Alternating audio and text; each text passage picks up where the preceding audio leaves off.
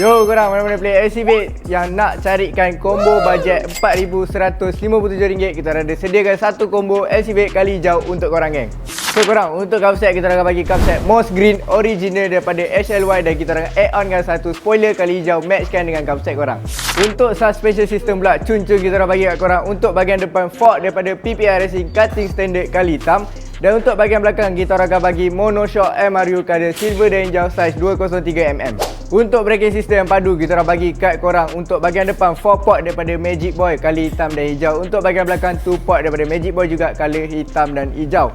So untuk master pump bahagian atas kita dah bagi daripada brand Dyno Pro. Untuk hose depan dan belakang daripada PPR Racing kali hitam ada naik warna hijau untuk korang geng. Last kali kita akan bagi quick release daripada SMRT kali hijau. Dan untuk sport korang kita akan bagi sport rim daripada MS510 daripada Dyno Pro S-Star kali hijau dan kita akan add onkan disc depan dan belakang daripada PPR Racing geng.